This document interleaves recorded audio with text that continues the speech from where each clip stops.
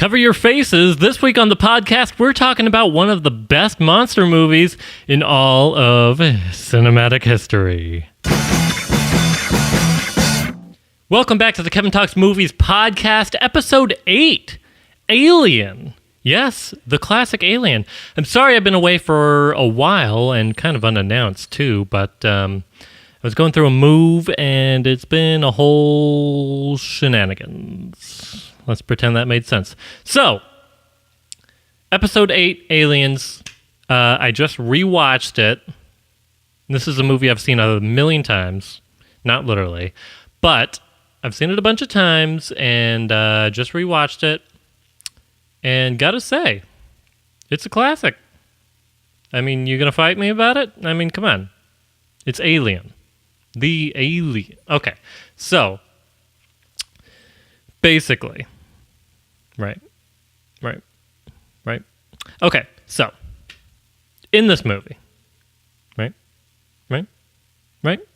Okay, hang on. First off, let me start by saying, since it's October, this month, and the podcast is back to the regular schedule, once a week, Mondays, except for this one. Okay. Anyway, we're going to be doing horror movies each week this month. And I thought, what better way to start the horror movie month than with, one of the best horror movies ever. So, Alien, 1979, Sigourney Weaver. Or is it Sigourney? I'm pretty sure it's Sigourney Weaver, right? Anyway, so, so basically, they're in space, they encounter an alien. You get it from the title, but what you don't get is just how good this Alien movie is, because it's better than a lot of other Alien and space movies, including its own sequels, although Aliens was also pretty good. But yeah, this movie had great cinematography. Okay. It made me feel like, although the spaceship that they were in, although it was spacious, no pun intended, it still felt claustrophobic, and that was great work cinematically. And if I could get this microphone stand to just stay at the level I want it so I don't have to keep crouching down, that'd be great. And this is something I should have worked on before I started recording, but we're just going to go with it because that's how we do things around here. Okay, so that being said, it also had some great use of silences, right? So, it kept making me feel like there was a jump scare about to happen, but no jump scares, And I hate jump scares in horror movies because it's just cheap. I want a horror movie to actually scare me or make me feel suspense. And that's what this movie did very well, is it made me feel it was great at building up suspense. And so some of the green screening was a little cheesy, but it's 1979, so I'll give it a pass. You could tell that they were filming miniatures some of the times, and it was kind of cheesy looking at times. But other times, it looked really great. So I don't know how to, it looked amazing other times. So I don't know how to feel about it overall, because half the time it was like modern day B movie, not the one with Jerry Seinfeld, but the genre. And can you imagine if every B movie was with Jerry Seinfeld? Anyway, just him as a B. Anyway, have you seen it? Not worth seeing. Maybe it is. I don't know. It's been a while since I've seen it. Anyway, if I could just stay focused, that'd be great. Episode 8, great, off to a great start. After a hiatus, this is what happens. My brain is scattered. I cannot focus. So, I did like how even though it's the first movie, you can tell there's a ton of lore to what's going on in the movie. Like every little detail is so like well thought out, and you can tell there's a lot behind it, and you can tell that there's going to be a million Wikipedia pages on every single little thing. And I appreciate the attention to detail. It was nice. Refreshing. Let's see what else. Oh yeah, I wrote notes. This is the first time for the podcast that I've actually wrote notes. I know, right? So, yeah, because normally on the podcast, I have moments where I like forget things that, happen in the movie. And, that ends up resulting in a 5-minute episode. And I want to give you guys a little more content than that. If you're nice enough to tune in and listen, I want to give you more than 5 minutes of me just talking about who knows what. I want to give you 30 hours of me just talking about whatever. So anyways, I started taking notes, and and not throughout the movie, but just when things pop up that I think, oh, that's impressive or shitty. You know how it goes. I wonder if I remember how to upload podcasts. I'm pretty sure. I'm pretty sure I do. That's something to think about later, though. Moving on. Let's see here. If I could read my chicken scratch handwriting.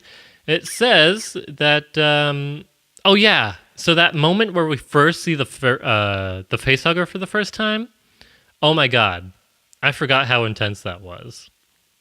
It was super intense. They built it up really well, and, it was awesome. The guy is all like, he was like looking at the egg, and he's all, it seems to have organic life. No, sorry. I have it written down, and I still screwed up the quote. It says, it seems to have life. Organic life. And so he stupidly checks on it closer as it opens, and that just makes him kind of really curious about it. So he goes in to look at it, and, well, let's just say that was the last thing he's ever done. The facehugger went through his space helmet. I mean, not only did it cling onto his face on the helmet, but the facehugger went through the helmet. And again, the stand, man. The stand is annoying me. But yeah, it just went right through his face. It like melted his face mask. I guess probably with its acidic blood or spit. But yeah, it just went right through his face mask. I said that. Space mask helmet thing. And went to his face, and that was the last thing he ever did. But, oh yeah, by the way, you gotta love the aliens and their space blood. No, you gotta love the aliens and their acid blood. So freaking cool. I mean, who even came up with that? Ridley Scott? I don't know, but I forgot who wrote the screenplay. Wonder if they came up with it, or Ridley Scott probably came up with it. No, it's probably the writer that came up with it. So kudos to them. Kudos to, whoever. Awesome. What other creature has acid blood? No, none. That's who. Anyway.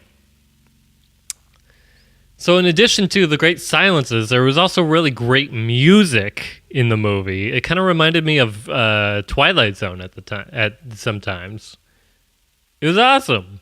Loved it. Another thing is you gotta love seeing the xenomorph for the first time. The full-blown xenomorph. I mean, also out of the chest, yeah, but the adult, black, no-wised, two-mouthed xenomorph. It's so cool. How can you not love that thing? And, oh yeah, I also like how the first time we see the xenomorph, there's a cat in the room. I mean, the xenomorph kills a person. Who cares about the person? But there's a cat in the room, too. And the cat was scared of the xenomorph, and I really like that little detail in there.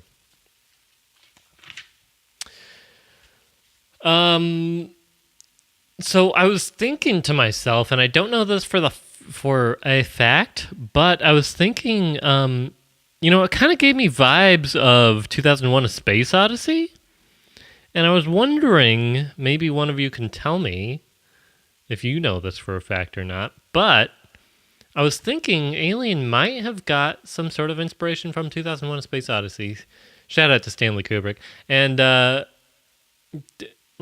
I don't know, it just had similar vibes sometimes, like they were trying to talk to the computers, asking for questions like, what are my chances? And the computer's all like, does not compute. It was cool. I don't know. It kind of reminded me of, what's his name? The computer from 2001: Space Odyssey. Hal? Hal, open the pod bay doors? No. Howard? No. Henry? Did it even start with an H? I feel like it started with an H. But, who knows? Someone knows. Let me look it up real fast. Ay. What a professional podcast we have going on here. 2001: A Space Odyssey. Oh my gosh. 2001: A Space Odyssey. Computer. Hal. It was Hal. I had it right. Hal 9000. Hal, open the pod bay doors. I can't do that. What? Why not? Because... I'm sorry, Dave. I'm afraid I can't do that. What a good movie. I got to talk about that at some point. Maybe that should be another. I was thinking. So after doing Alien for this month for Halloween, I was thinking about also some good movies like The Conjuring and The Babadook. But those are both really modern, and I wanted to do another kind of older horror movie as well. And so I'm still on the fence about which older horror movie to do. Not that I'm saying 2001: A Space Odyssey is a horror, because it's not. But still thinking about it, though. Let me know if you have any suggestions. Anyways, back to Alien. Let's talk about Alien for a moment, shall we? On the Alien podcast episode. Okay, that'd be great. So, I thought it was super intense also when this movie was really good at building up suspense. But I also thought it was super intense when they found out that Ash was a android. Again, something you remember from the movie when you think of it, but you don't remember just how intense the scene actually is. It's intense. Give it a rewatch. You'll see. You'll all see. So overall, I think this is probably one of the best monster movies of all time.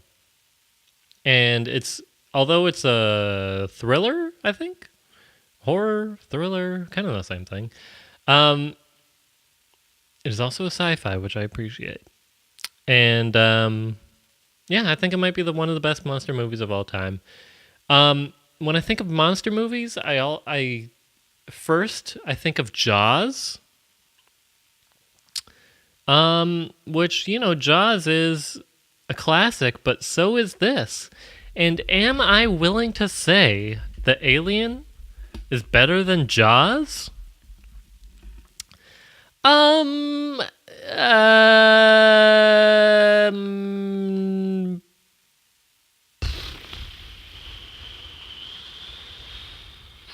Probably not.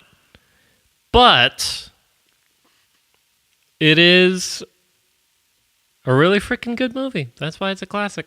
Hello. I give it a solid 8 out of 10. it did suspense really well. The sound was really awesome. The cinematography was awesome. The acting was awesome. Shout out to Sigourney Weaver. She did a great job, as well as the other actors. But, she's the main character, so gotta give her a pat on the back. Yeah, 8 out of 10. I think that's fair. Let's see what Google says about Alien. Google says, IMDb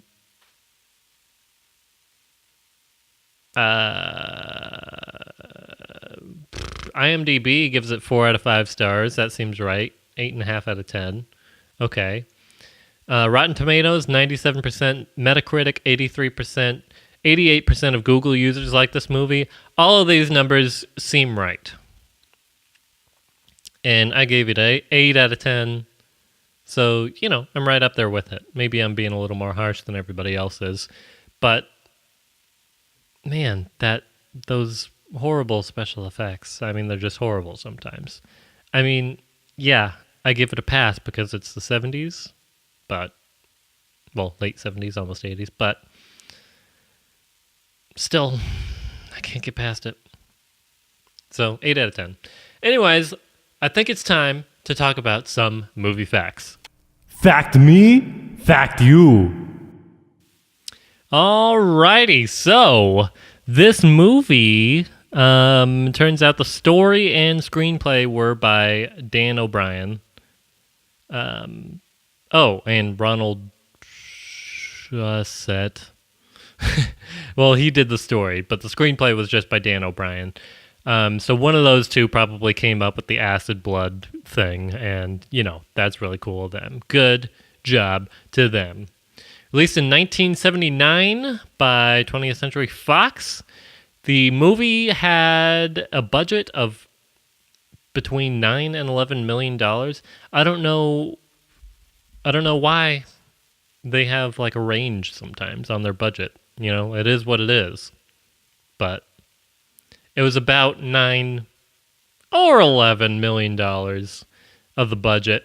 But that doesn't really matter too much because at the box office, it made $104.9 million to, again, a range, to $203.6 million just at the box office. And first off, huge range there. That is $99 million that you're not sure if they made or not. Where is that coming from? And then, but even if we go on the high end for the budget of $11 million and the low end on the box office of $104 million, that's still a ton of money that they made on the movie. And no wonder they made sequels galore, which I'm not saying the sequels are bad. Aliens, number 2, like I said earlier, was also really good. I would consider it a classic as well. Alien 3, not so much. Alien Resurrection, definitely not so much. Alien versus Predator, those movies were pretty good too. Not classics, but pretty good. But we're not talking about those. We're talking about Alien the First. So, yeah. Anyway, this movie was one of a million, like I said, and I'm stalling because I'm looking up 20 facts you didn't know about Alien. So here we go. 20 things you didn't know about Alien. 1.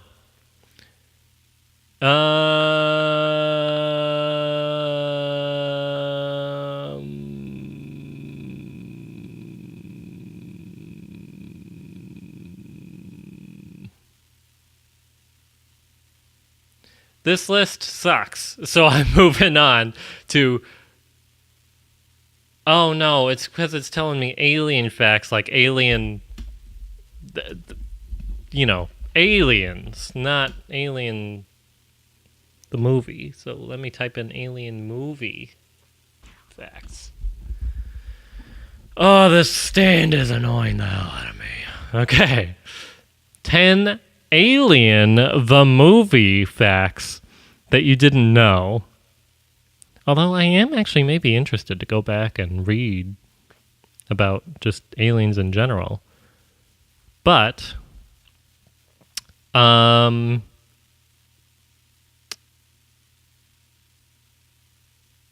apparently the actors were kept away as the set was dressed for the original... oh yeah, I did know this. They were kept away from the set from the original chestburster scene. Because they didn't know what was going to happen. The actors didn't know what was going to happen. And Ridley Scott wanted to capture their honest, scared reaction.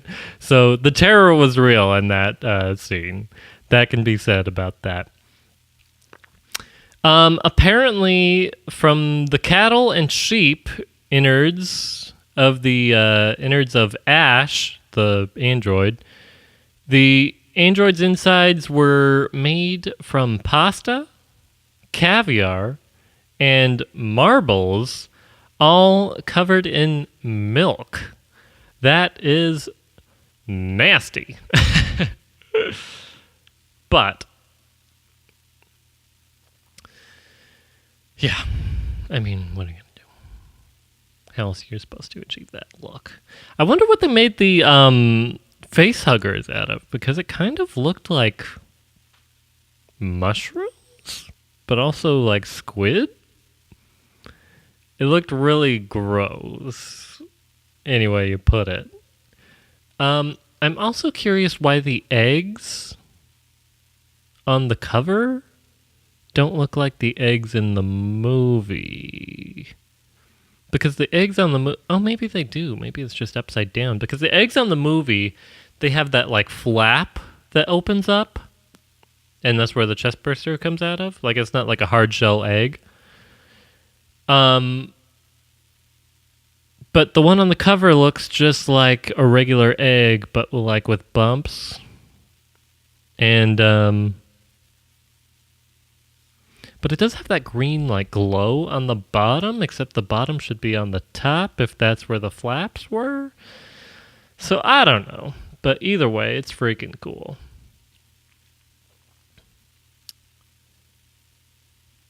So apparently, there was a scene where Ripley's nose bled, rather, past tense. So yeah, her nose bled, which was apparently a continuity error. I didn't notice it, but it was apparently, it came from a deleted scene. One thing I did notice, though, is that there was one like little cutscene that had like some really weird audio, and it kind of sounded like kind of bad, in my opinion. But I don't know. I thought like, I don't know. I felt like it should have been a deleted scene, but I guess they kept it in there because it was important, probably. Anyway, so this list is just telling me about the Alien sequels. I just want the original. So John Hurt was the last-minute replacement. Whoever that is. If you know who John Hurt is, good for you. Good job. You could probably look him up on IMDb, and you'll find out a lot about it. But I don't know who he is. And, you know, you're not really getting much valuable information from me on this, but I appreciate you listening anyway. Apparently it was the studio chef's idea to make Ripley a woman. That's interesting. The screenplay O'Bannon and Shusett wrote was optioned and further developed by producers Walter Hill and David Giller, and they conceived it as a short story about truck drivers in space, knowing that audiences would relate to the characters more if it seemed more like just average Joes who just happened to work in space. And the Fox studio head, Alan Ladd, came up with an interesting idea of suggesting that Ripley should be a woman, not a man. An average Jane, if you will. So shout out to Alan Ladd. Probably a good idea. I mean, the movie's a classic as it is, so I wouldn't change Ripley. That's for sure. Especially because she's like the main driving force to all of the sequels. Although not the prequels like Prometheus, because she's not in those. Because, they're prequels, not sequels. It means they came beforehand. The original alien suit was apparently translucent instead of... Wow. So it was clear to everyone that Gilger's were... Whatever. You get the idea from the title. I don't need to read the whole paragraph to you. Two of the actors clashed with the director. That sounds interesting. By all accounts, Alien was a difficult shoot, much like its sequel. The sets were claustrophobic. Like I mentioned, they did a good job of making it feel claustrophobic. Anyway, the sets were claustrophobic, keeping the film on budget with a constant struggle. And Ridley Scott, knowing that he had made mistakes, he had made the makings of something truly special. I'm a horrible reader. I should bring somebody out to read things for me. But or I should just, know things instead of just reading them. Maybe I'll do that for the next one. Maybe, but that seems like a lot of work. Anyway, so Ridley Scott was vigilant about getting everything, particularly the ominous tone, just right, and he did a great job of that, in my opinion. Although they understood the reasoning behind it all, the actors sometimes became impatient with the process. But when you're working with a perfectionist, you got to do that. People also kind of got impatient with Stanley Kubrick at times. I know in The Shining, maybe The Shining is a horror movie I should do that's kind of old for this month for the podcast. I think that's what I'll do. I think I'll do The Shining next time. And I'm hungry, but that's besides the point. So yeah, I know Stanley Kubrick. I'll tell you about Stanley Kubrick next time when we talk about The Shining, but it's interesting. He did like a whole bunch of takes for like every little thing because he wanted it just perfect. And it kind of made the actors a little insane, but that's kind of what they were going for in The Shining. But I'm not talking about The Shining. I'm talking about... What am I talking about? I don't know. I'm kind of just going on a rant about whatever. But I think the main focus should be about Alien.